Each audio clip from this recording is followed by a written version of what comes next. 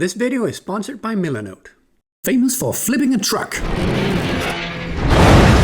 crashing an airplane, but not from the air. No one's so dramatic. he's known to all self-proclaimed film nerds for hating CGI. That part is a little dramatic. It is hard to figure out what exactly Christopher Nolan thinks about special effects, visual effects, and CGI. His films have been nominated for 4 visual effects Oscars. They have won 3 times, 2 times by visual effects supervisor Paul Franklin. So let's ask him. Because up to that point, I think he'd been concerned that the digital Batcopter would look bogus. And we would prove to him, we'd say, look, here we are. One of these is the real thing. One of these things is not. Which one do you like? If he felt they both felt the same, then that's it. It went into the movie.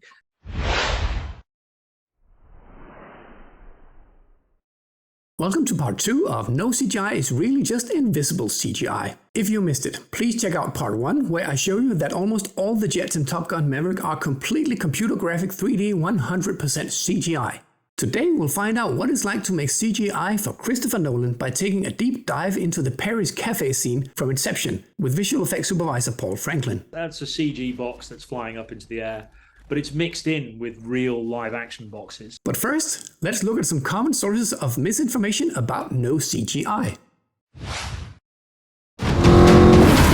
Fun fact, there is no CGI in Ford vs Ferrari posted Alamo Drafthouse. They don't cite a source, but I suspect it was this guy. Nothing looks CGI. Nothing is CGI. Nothing is CGI is what everyone loves to hear, including you, so this spreads like wildfire, with everyone suddenly reporting that the film's racing footage is 100% authentic, with no computer-generated special effects here. Damon insists all the scenes on the track were shot for real without green screen. Damon even said to BBC Radio 2 that there really was no green screen, which is weird because green screen is precisely what the driving scenes use. The actor probably said what he said to emphasize that all the racing stuff was in fact filmed for real, and wanted to give due credit to the talented stunt drivers. Right, and we had an unbelievable second unit team and really good drivers. It is noble that Matt Damon credits his below-the-line colleagues who helped realize the film and put these amazing scenes on screen, and the stunt drivers certainly deserve great credit for driving the hero cars in almost all shots in the racing scenes. But nothing is CGI? Hardly describes the many 100% CGI environments and CGI cars in the racing scenes which, including the factory interior, CGI rain and complete CGI shots, total more than 1,000 visual effects shots, created by what is ultimately the film production's single largest department with almost 300 visual effects artists. On top of the kind of the stunts and the driving, and because all of that stuff is in camera. We have these incredible drivers who are doing all that stuff. None of that is CGI. The CGI is like the crowd. How do you like them apples? There are so many funny articles out there about no CGI and so many visual effects breakdowns and interviews that contradict them, and to keep track of them all for these videos, I use Milanote. Milanote is a great tool for organizing the early stages of any creative project. I have an organic workspace that can be as messy or as tidy as I feel like, and I can just brainstorm ideas and tidy them up later. Or I can use one of the many built-in templates. There's a whole variety of filmmaking templates to choose from. It's like this giant pegboard on the wall, but you can roll it up and bring it anywhere you go. If I'm on the go and I come across some indisputable fact about filmmaking that I just have to include in my video. What we're looking at here is not CGI. No, it's all real. I can just paste the link into Milanote using the mobile app, and the next time I flip open my laptop and open the workspace in a browser, there it is. I can just drag it into my workspace where I can draw doodles, add pictures, and shuffle the content around. If you want to try it out, Milanote is completely free with no time limit. Join me and use the link in the description to sign up. We wanted to do it without CGI, says Ridley Scott about his new Napoleon epic in this interview with YouTube channel History Hits, an otherwise great channel for making history popular. And while showing the 2 biggest CGI shots of the video, they have this unfortunate exchange of words. What we're looking at here is not CGI. No, it's all real. I think you feel when it's fake, when it's you know it's somehow artificial. All of this is real. But he would also say in one of the promos, I'd have 300 men, 100 horses. 300 men in costumes sounds like a lot, but it's only 10 by 30 people, and when they charge for battle, it looks like this.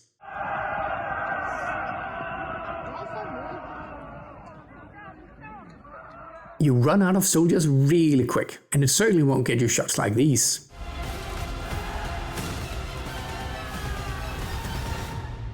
100 horses will get you shots like this, but not this.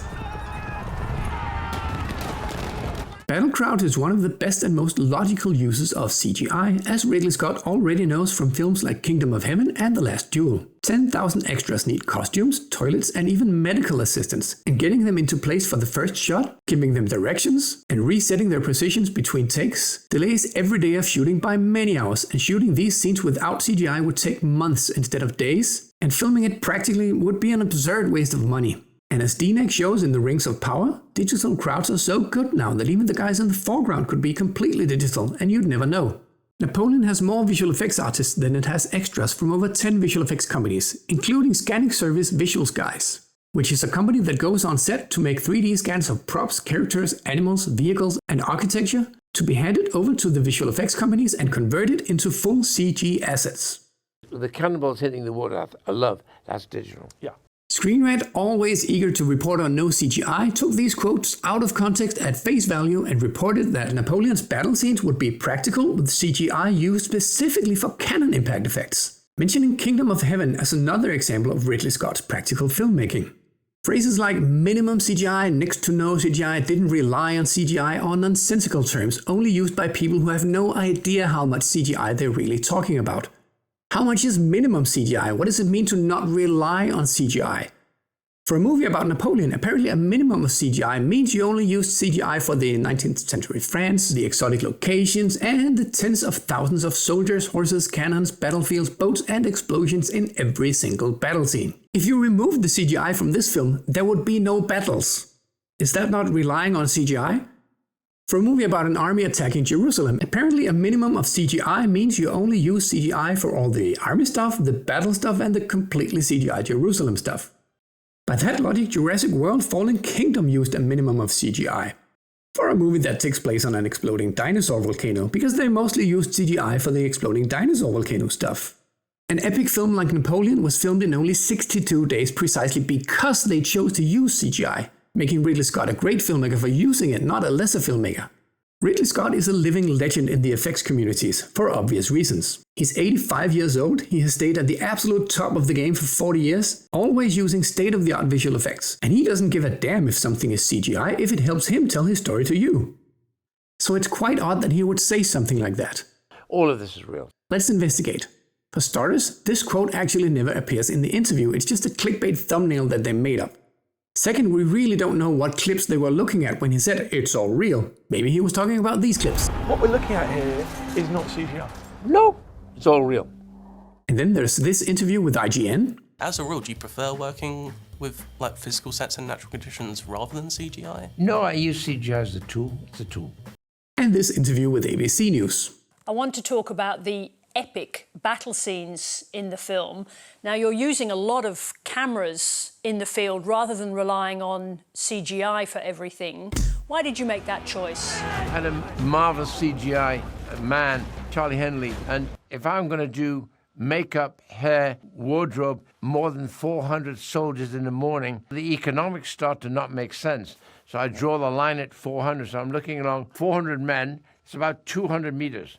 Everything beyond that, stretching for almost a mile, is Charlie. Ridley Scott's reply about why he chose to use CGI is very refreshing to hear, but the question is ridiculous. There was no choice on this production to film everything practically. Instead of relying for CGI on everything, nobody would rely on CGI for everything in a film like that. Even George Lucas will have filmed some form of foreground element, instead of relying on CGI for everything. Where does this nonsense come from? It's as if 100 years of film journalism has been tossed out the window and the only thing they know is to put no CGI in the headline. Describing everything from Fast 9 to Indiana Jones and the Dial of Destiny as movies that favored practical effects. No CGI here. The John Wick dogs are totally real. Yeah, of course, except when they were totally 100% CGI. My favorite kind of no CGI. As demonstrated in this visual effects breakdown by El Ranchito Visual Effects. It's weird though, because this channel seems so credible. He actually did all his own stunts for the John Wick movies. Hey, remember in the last episode when I said this movie used no CGI? It's really just like this actor did all their own stunts. Well, I'll do some fight scenes and then John Wick will get hit by a car. And that's Jackson Spidell, who's an amazing stuntman. You gonna tell me what happened to you? That's a tale requiring wine.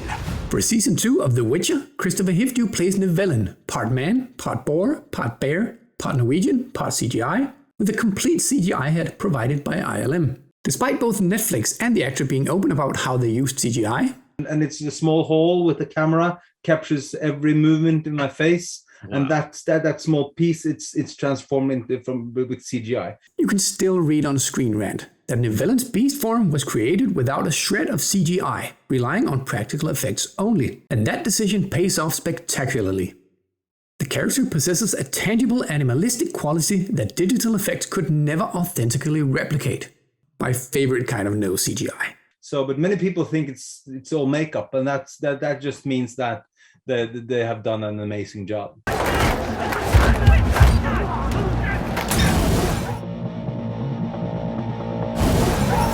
Despite relying on added explosions, blue screens, CG environments, CG cars, CG bikes, CG trees, and CG stunts, the one-shot from Extraction 2 is commonly described as mostly practical, with Slash Film claiming next to no CGI, specifically citing the background and the helicopter in the train sequence being all real, which they really are not.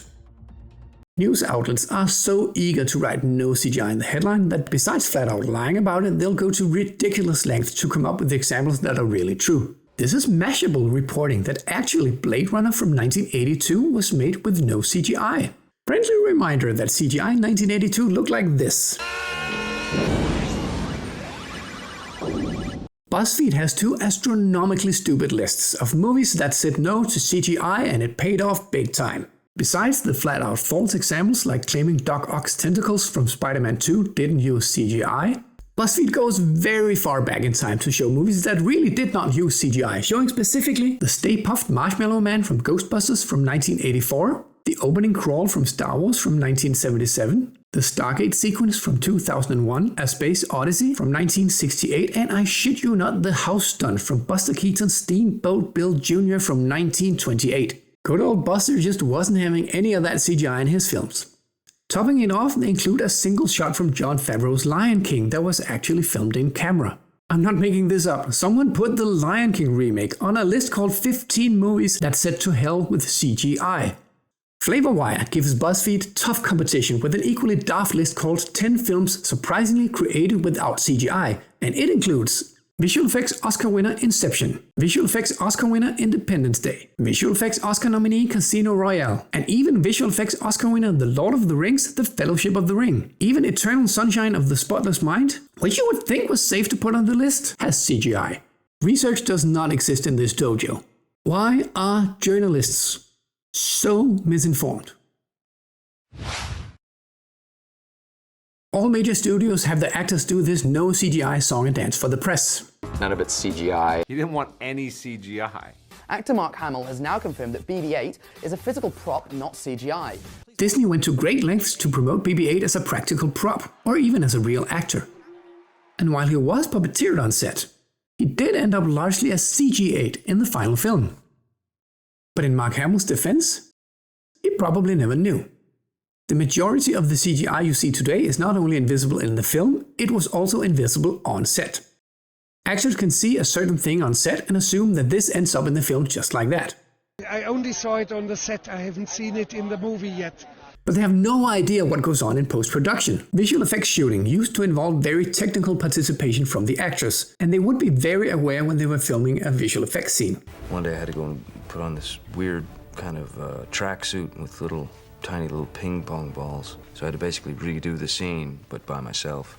Set extensions always had large blue screens, and interaction with animated characters required the actor to first do a reference pass with a prop or actor standing in for the animated character, then doing the actual shot without the actor, trying their best to memorize the timing and eyeline of the other actor's performance.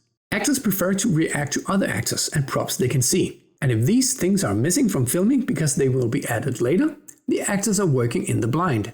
The scene with the unexpected party from The Hobbit was shot simultaneously on 2 differently sized sets, which was nothing short of a technological marvel. But Ian McKellen famously had a complete breakdown over it. Well, that night I felt pretty miserable and thought perhaps has the time come for me to stop acting altogether. I remember watching Infinity War at the premiere, and I like look out a window and they told me there's going to be like something tumbling. And what I see is like so huge and has so much energy. And I just like, am so solemn and quiet. And I was like, oh my God, why didn't they tell me? Actors in a disaster movie have very little chance of reacting realistically if all they have is a blue screen.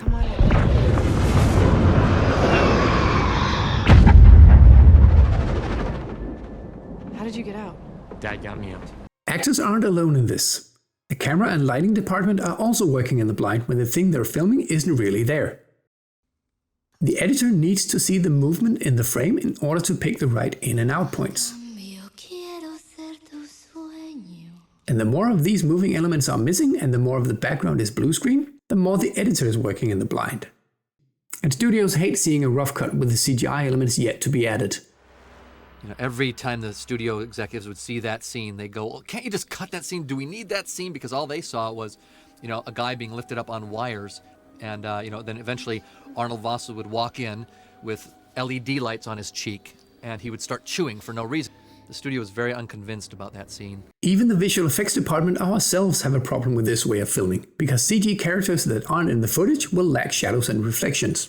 And adding shadows from a CG object that wasn't there can be a really tricky thing to do. Which is why we saw a massive increase in companies and departments dedicated to paint and prep, simply painstakingly removing elements from the frame. The CG character is animated on top completely manually, and the parts of the actor that are not needed are painted away. That means the actors can just do the one main take with everyone acting with each other, the DOP can film it, the editor can edit it, and the studio can see the rough cut without panicking. This is only possible because visual effects have gotten so much better in the last 20 years. Furthermore, blue screen and green screen is not being used like it used to. No actor or journalist reporting from the set of Doug Liman's Edge of Tomorrow would dare say that there was no CGI, because the whole set was wrapped in green screen. That was, after all, how you did massive amounts of set extension 10 years ago. Sam Mendes' 1917 did the same amount of set extensions for completely digital environments, but mostly without the green screens, because that's just how good visual effects are now. Today it's not uncommon to completely skip the blue screen and just manually rotoscope everything frame by frame. Every film journalist who saw the B-roll footage of practical action and no green screen reported that 1917 was filmed practically. And BuzzFeed even put it on the previously mentioned unimaginably idiotic list of 15 films that said no to CGI, and it paid off big time. 91% of that film has a visual effect in it from digital doubles or environment extensions. It must be tricky to count the number of visual effects shots in a film that is in the end one single shot, using visual effects to stitch together several minute-long shots, all with overlapping visual effects. But 1917 has visual effects in 91% of it, and it cannot in any way whatsoever even remotely be described as a movie that said no to CGI. For the burning CGI church, you would normally have used a blue screen here, but DOP Roger Deakins decided to use this light rig instead, hidden in plain sight, completely ignoring the need for keying. Since the character is out of focus, that means his edge is semi-transparent, and the lamps are showing through his edge, causing all sorts of edge problems for the compositor. And to go from this to this requires a lot more manual tweaking than if a blue screen had been used. But the benefit is that the light rig is throwing the proper lighting on the entire set, thereby helping the other task of the compositor, which is to make the whole shot come together, which is, by all accounts, the essential part of compositing, and much more important than an edge. But this guy is standing in front of the church for about 40 seconds, which is around 1000 frames. So if you did compositing or roto on this shot, nice. Let me know in the comments if anything I assumed about it was true or false. The irony is that when visual effects people work harder than ever before to make visual effects invisible on set to support the actors will assume there's less visual effects work being done. And now we have them all running around saying no CGI about scenes that totally have CGI. Journalists will assume the same thing and report that there is some kind of backlash against CGI and that Hollywood is returning to practical filmmaking. And while nothing could be farther from the truth, there's no getting around talking about this guy now. When Christopher Nolan wants to crash an airplane, he crashes an airplane.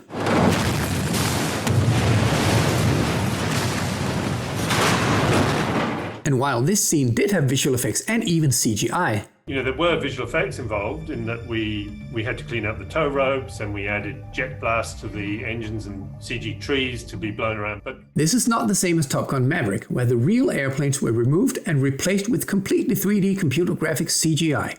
The airplane you see in Tenet is the actual airplane they filmed. His films have been nominated for 4 visual effects Oscars, but that doesn't necessarily mean everything is computer graphics. We talked to production VFX supervisor Paul Franklin about Inception, CGI, and winning visual effects Oscars for Christopher Nolan films. I mean, the fact that it's called visual effects, I think it makes everyone think, oh, well, it's just the guys with the computers, you know, people like me. But certainly the films that I've worked on, and certainly the 2 films that I won Oscars for, special effects were absolutely essential and, you know, were equal partner in the process. Chris Nolan's scripts are very descriptive. They tell you what the story is, and you understand the emotions and the visual story that you want to tell. But they are not prescriptive. They don't tell you how you should do it. Chris wanted to show that Ariadne's control over the physics of this world begins to fall apart as soon as she becomes aware that they're in a dream, and she begins to panic, and it literally flies to pieces. Unlike some other films that are set in dream worlds, we didn't want anything visually to give away the nature of the dream until strange stuff starts happening, because you want to experience it with Ariadne as Ariadne realizes she's in the dream. And knowing that Chris would always want to try and get as much of this for real as possible, I started thinking about things that I'd seen that might achieve this look. And Zabriskie Point is this amazing counterculture artifact. And at the end of the film, it features a sequence in which somebody is watching a really fantastic modernist house, and it's being destroyed by a series of enormous explosions. And in her mind's eye, she sees this destruction go right down to a very intimate level inside the building, that more and more the building is getting blown up. It starts with huge pyrotechnic fireballs destroying it. And then it goes into this amazing slow motion sequence where you're seeing, when they blow the television apart, you see all the components of the TV come out. They blow up a refrigerator full of food, and there's like great lumps of meat flying everywhere and things like that. You know, you see what appears to be like a spacecraft rolling past, and it's actually a box of Kellogg's cornflakes or something. They blow up a wardrobe full of clothes. They blow up a bookcase. All the books sort of are flying away like sort of giant moths, and all the pages flapping and undulating. You don't feel like these objects are falling. They just seem to float and tumble through the air. And we thought this was the perfect reference. The special effects part of it was that, of course, Chris wanted to do as much of this for real on the location. Can we go to a street in Paris and blow stuff up? Can we make explosions in the street which won't damage the street? And more importantly, can we protect our cast? Because Chris being Chris, he didn't want to shoot Leo and Elliot on a green screen and then composite them in later on. He wanted to put them right in the middle of it. And so Chris Corbold, our special effects supervisor, proposed to make props out of lightweight foam that we could then blow around with giant air mortars. So basically sort of a cannon that blasts compressed air or nitrogen out and fires this debris out into the air. And then we would film this with these high-speed photosonics cameras to get the slow motion of it all.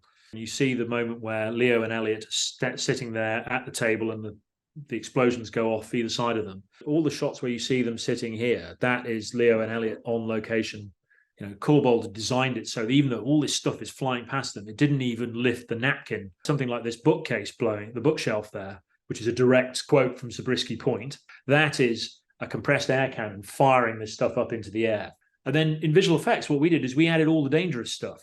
So things like flying crockery and wine bottles and tables and chairs, all the stuff that just you wouldn't be able to do. When you see the facade of the building blow up and the great chunks of rock come out. In this moment here, where you see the guy standing at the fruit stall, the stuff that's really close to him is in camera, all the flowers flying up. But the big cardboard boxes flying everywhere, those are CG. And the boxes that get pushed by the secondary explosion, they are also CG elements. And several of these passes sort of decelerate in midair independently of one another. So you have some debris going and another chunk going in the same shot. And is that just because you shot it at such a high frame rate that you could time that out of the raw footage? We shot it very, very high frame rate, and then we would change the speed of the frames. We would vary speed it in post. And we were able to then extract the debris from the different passes. Because the film was running so quickly, other than the moving material, there was next to no change between the frames. They were basically stable because we were running at 800 frames a second. And that meant we could use difference mats to extract the layers and then combine them all together. If you were shooting at 24 frames a second, just the movement of the sun through the sky would be enough to make difference mats difficult to use. Something like this shot, everything here is, all the debris is created digitally in this. And then that shot where you see the cobblestones, that was actually built from a stills element.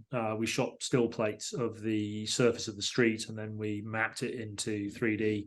And so everything in that shot is CG. This shot is a combination of practical debris. You know, the chairs are being moved around, they're being pulled on wires. That's a practical motorbike that's being moved around. We're adding things like, you know, the tail light explodes. That's us doing that. It's my experience with scenes that start out with a practical element, and the practical element is given to the visual effects company, and everybody loves it and want to build on it, that you very often get so many studio notes on fix this, fix that. You basically get CG comments for the entire image that in a lot of films you end up replacing it anyway. This is true. You're absolutely right. And I've been there on movies where the notes have been so extensive that you end up just completely paving over everything with CG. That's not the case with Chris's films. He doesn't get studio notes. He's proved himself so many times. He doesn't need somebody to tell him how this is how you can make your film better. He already knows how to make it better. Chris is not afraid to use CG when it's necessary. But what he always does is he very cleverly, he always starts and finishes any of these set piece sequences with reality. It's always a real shot at the beginning and a real shot at the end. He's very collaborative. For instance, on The Dark Knight Rises, we showed how we could do a completely photorealistic version of the Bat helicopter. Because up to that point, I think he'd been concerned that the digital Batcopter would look bogus. And we would prove to him, we'd say, look, you know, here we are. One of these is the real thing. One of these things is not. Which one do you like? If he felt they both felt the same, then that's it. It went into the movie. You know, for instance, the folding street is a good example of that. That shot was designed by one of the CG supervisors at DNEG, Alison Wortman. Ali created this test animation showing how the folding mechanism might work. And we showed it to Chris, and he said, that's the shot. Nolan certainly goes the extra mile to film things in camera, but he's not the least bit afraid to use CGI.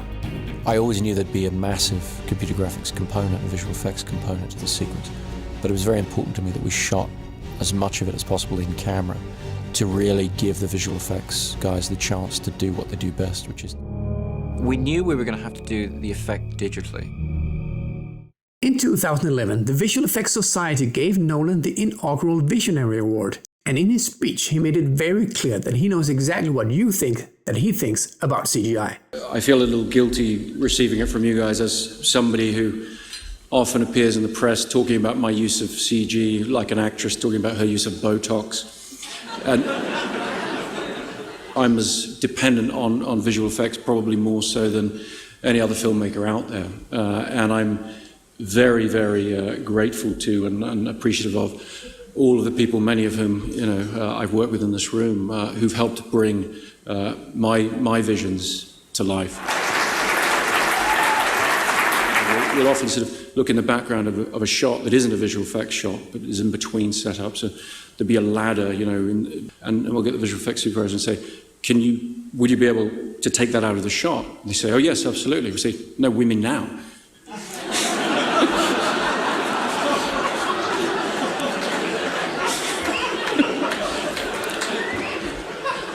If that joke didn't play here, it would never play anywhere. Next time, we'll take a look at how Nolan created Oppenheimer without CGI. That concludes part 2 of this series. And remember, it's all downhill from here, so if you don't like what you've seen so far, don't hit like and subscribe. Thanks for watching.